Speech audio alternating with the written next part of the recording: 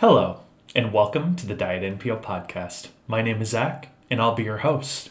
It's a Friday edition, everyone, and I know there's only a few of you out there who are probably like, hey, waiting on your Thursday, where's my podcast going to be?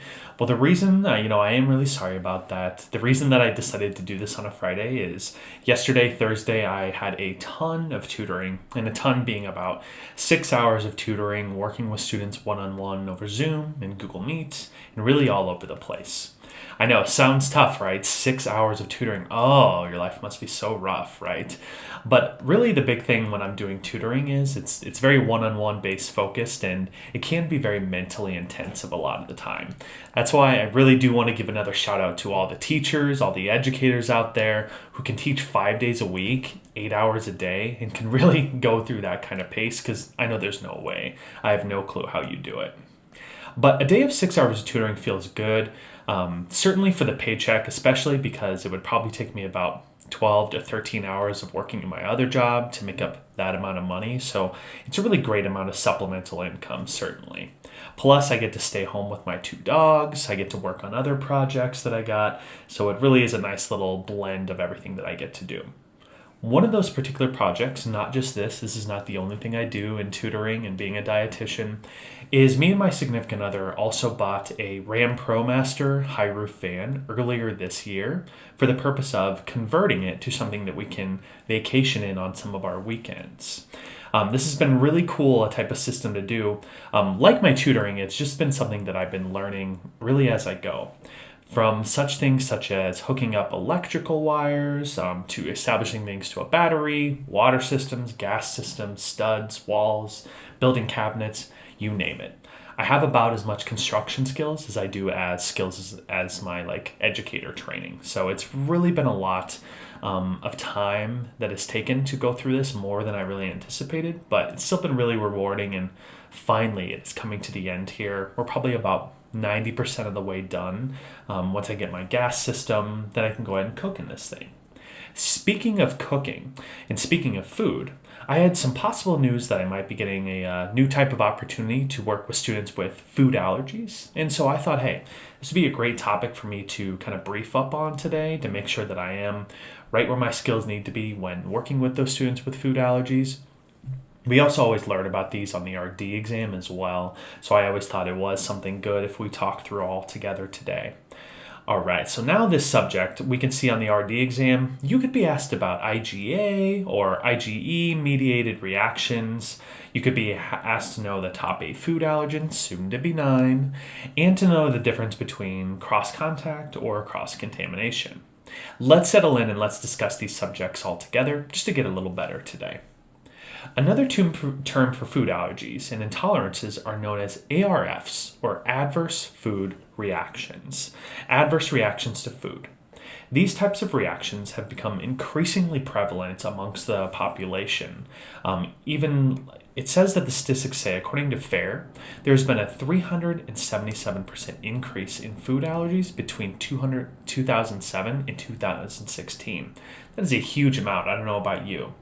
I also knew that there was an increase in food allergies because at the college that I went to when I was an intern, we were actually in the process of forming a complete dining center just for students with food allergies. So that really does show you how prevalent this actually was, as it's a huge college as well. This increasing frequency of the food allergies has been attributed to a couple different things: environmental changes throughout the years, as well as those genetic differences that can put people at increased risk. So if you have a parent, grandparent, aunt, uncle, or some type of blood relative that also has food allergies, you are then at a genetic predisposition of developing food allergies. So that's a really big thing, obviously. Now, what is a food allergy? It's important to get these definitions straight here early on.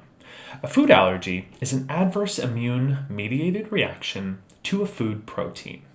Symptoms of this can vary from GI symptoms, rashes, respiratory, or can even be something as serious as anaphylaxis, or when my throat is closing up so I can't get oxygen to my brain or my other organs. This is a lot different than a food intolerance, and a lot of people think that, a food intolerance is an adverse reaction to this food, but it's not an immune system response. So there's no immune system response with a food intolerance. A good example of this is like with a lactose intolerance. Lactose intolerance is not that you are allergic to lactose or the dairy, it's the fact that you do not have the enzyme lactase to digest that. So those are dramatically different types of things, as there's no immune system response due to that lack of lactase. Lastly, we have food sensitivities, which is a reaction that is not clearly an allergy, not clearly an intolerance. It's kind of like its own type of thing. This is the first time that when we're thinking about food allergies, I kind of like to give a scenario here. Now, dialing into these specific ones, let's picture this kiddo who has a peanut allergy, which is one of the most common ones, obviously. In the first time that someone is exposed to a food allergen, or even an example if you don't have food allergies, is like when you come into contact with cat dander, okay? This first kind of thing is a sensitization, is what we call this, which is your first exposure, not commonly showing a lot of symptoms with this types of things. It's just the first time we're exposed to this, and you have to have a first exposure to these foods the first time. After that, when we come in contact with that same materials, whether it's cat dander or it's the peanuts, the immune system is primed to respond to those foreign materials and fight them off. Now, with the food allergy, that immunological sensitization produces and induces this excessive release of immunoglobulin E antibodies in response. Those antibodies are going to send a signal to what we call mast cells. And those mast cells are in our lungs, our skin, our nose, everywhere you can think of. And apparently what they do is once they come into response with those antibodies, is they kind of like puke up their guts, is literally how it's been interpreted to me. And by puking up their guts, they release all of these chemical mediators, such as inflammatory cytokines that can cause rashes or the sniffles, or even what we commonly know as histamine. And histamine will go and signal to cause that smooth muscle cells of our lungs to close, causing that anaphylaxis. So that's why a lot of the times we treat this with things like antihistamines whenever you're all stuffed up. Or you'll take corticosteroids to fight that immune response, as we know steroids do that a lot. Or epinephrine, or being given EpiPen, because the epinephrine will help reduce these symptoms. And in an epinephrine's case, it's going to constrict those blood vessels, preventing the anaphylaxis in that case. There are other immunoglobulin reactions as well, such as IgA, IgD, IgG, IgM, but IgE is the most common, and that's the one that I wanted to really focus on today. IgE is also the most common and the most rapid, followed by mixed IgE as well as some cell-mediated reactions. Now, getting into the different types of food allergens, we have what's known as the top 8 food allergens that we all need to be familiar with, soon to be 9 in the future. Those top 8 are wheat, dairy, eggs, soy, peanuts, tree nuts, fish, and shellfish. The 9th one that is going to end up being included here in the future is going to be sesame, as there's a lot of people that will have a sesame allergy as well. Now, a couple more terms that I'd like you to be familiar with is when we're talking about food allergies, this is known as cross-contact. Cross-contact is when an allergen food comes in contact with a non-allergen food. So a good example of this is like if I am frying tofu in cooking oil, there's the soy in that tofu. And then if I decide to fry chicken in that same cooking oil, that is an example of cross-contact due to that soy being cooked in there, right? Now, this is a lot different, and students commonly get this mixed up with cross-contamination. Cross-contamination is like when I'm chopping my raw chicken, then I'm going to use that same unsanitized cutting board, and I'm going to chop up my bell peppers. So that's that. When you think of contamination, think of contamination with foodborne illnesses is what we should think of there. So 2 dramatically different types of definitions there. Going through a couple practice questions to help really settle these in, let's see what you remember here. Which of the following contains one of the top 8 food allergens? Okay, so we know the top 8 food allergens. If you had to write them out, that was going to be our wheat, dairy, eggs, soy, tree nuts, peanuts, fish, shellfish. Just focus on those 8 right now, not worrying about the sesame at the moment. My answers here would be oatmeal, rye, tomatoes, and pork loin. So if I do my process of elimination here, I'm going to write my A, B, C, and D, as I always do when I'm approaching my questions here. And is oatmeal going to be one of my top 8 food allergens? Well, no, I don't think it is. And my reason is a lot of the times oatmeal gets this rap as being as not being gluten free, for example. So that kind of makes you think of wheat. But it's not necessarily that the oatmeal contains gluten or contains wheat. It's just commonly it's processed in a lot of factories or facilities that are processing wheat. But for example, I buy Bob's Red Mill all the time, their type of oatmeal, and they process their stuff in a non-gluten containing thing. So oatmeal is not considered containing wheat. So I'm going to go ahead and rule that out. That's not going to be a good fit. What about rye? Well, rye, I'm thinking of like rye bread. Okay, and we know that rye bread, that is wheat and it contains gluten there. Not that gluten is the food allergy, but I can at least put those two together in my head. So I'm going to hold on to rye. It seems like it's a good fit there. Tomatoes. Well, while tomatoes, someone could certainly have an allergy to tomatoes, it's not one of our top 8 whatsoever. So I'm going to rule that out. It's not a good fit. And lastly, pork loin. Sure, someone could have an allergy to pork. Someone could have a dietary preference where they don't eat pork. But that is not going to be an example of our top 8 food allergens. So I'm going to eliminate that out of there, making B, rye, my best answer in that case. Number 2.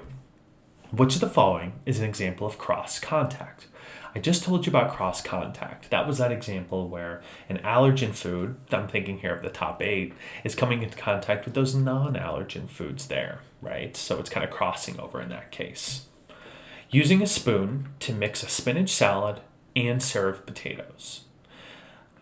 All right, so let's think about that. So if we even think about just focusing on our top 8 food allergens, spinach and potatoes, neither of those is something that I'm going to think of as being one of the top 8 food allergens. And even so, I just don't think that that's going to be a good example of cross contact there. Cooking French fries in the same corn oil as fried fish. Ooh, okay. I do know that fish is certainly in that top 8 food allergens. I'm going to put a little check mark by that one because I think it may be a good fit in this case. Mixing chickpea pasta with tomato sauce. Well, let's see. I know that chickpea pasta, it's not going to contain wheat in it. The tomato sauce isn't going to be an issue. So I don't think that's going to be an answer. I'm going to rule that one out for myself. And then cleaning a whole chicken on the same cutting board as bell peppers. What was this known as? Cross-contamination, right? Contaminating with foodborne illness. So that's not going to be a good fit. That would be kind of one that if you weren't quite sure, some people would pull the trigger on D there, but it's not a good fit in this case. Cooking French fries in the same corn oil as fried fish. That would be my best example in this case. IgE food allergies are different than food intolerances due to blank. Okay, let's see here. IgE allergies are due to a lack of an enzyme. Was that the truth or was that food intolerances? Remember I told you about lactose intolerance was usually the reason was we have a lack of the lactase enzyme, right? Or something that helps digest it. So I'm going to rule out A. I actually don't think that's going to fit with IgE mediated food allergies. Food intolerance are due to an antigen response to a normal food. Nope, that doesn't fit either because food intolerances aren't due to an antigen. That's actually due to the IgE-mediated response. That's a food allergy, not an intolerance, right? IgE allergies are due to a sensitivity to gluten. Nope, not necessarily. That's kind of that's gluten intolerance or that's like celiac disease. And then IgE allergies are due to an adverse immune response to an otherwise normal food. This seems like it's going to be my best fit here because that is definitely what our response is it's just basically due to our body has this adverse immune response to a food that is otherwise harmless in most other cases. So that's going to be my best fit for D. Today on the What's Eating You segment, I wanted to talk about an absolute essential item for the cold weather as it is getting freezing right now in a great way. I think I've been eating oatmeal since I was probably like 5 years old. I started, cooking very early on, and oatmeal I think was one of the first things, along with eggs, was the first thing that I actually started cooking for myself.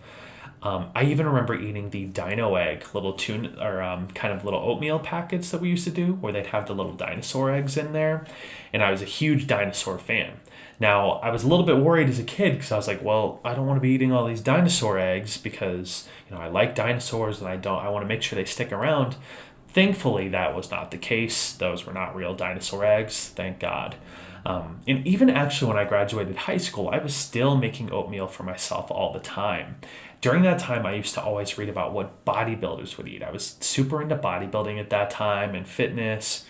And one recipe that always popped up on bodybuilding.com was that bodybuilders were always microwaving oatmeal mixed with eggs all the time and water. So they would microwave those three things together to make this oatmeal egg mixture.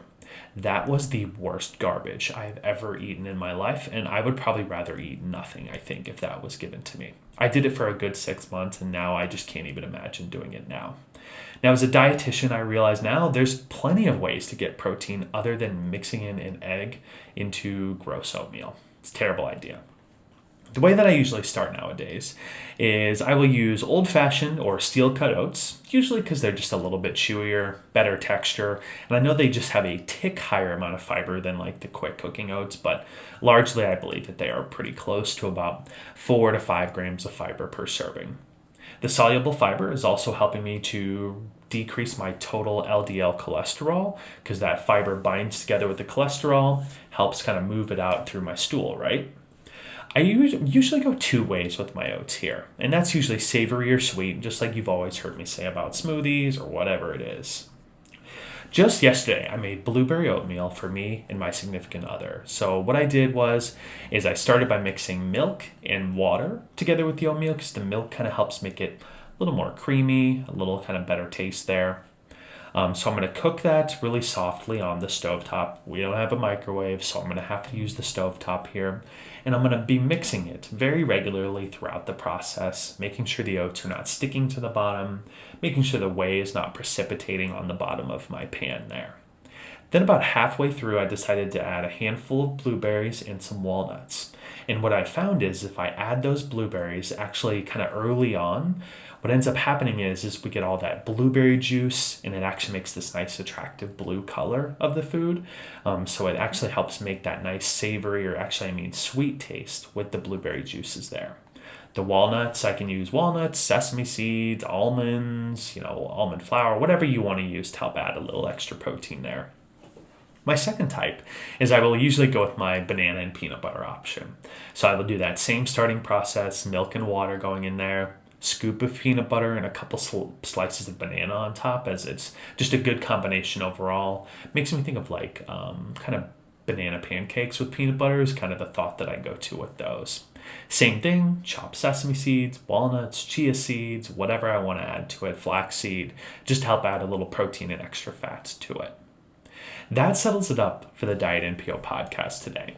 I hope you all enjoyed learning about food allergies, IgE-mediated food allergies specifically. I'll keep you all posted on this new food allergy opportunity and see if this podcast even made sense to do it. Continue to rate, review, listen wherever you get your podcast. Follow me at Zach_snacks. DM me if you need some great tutoring help for the RD exam. Happy studying, and hey, have a great day.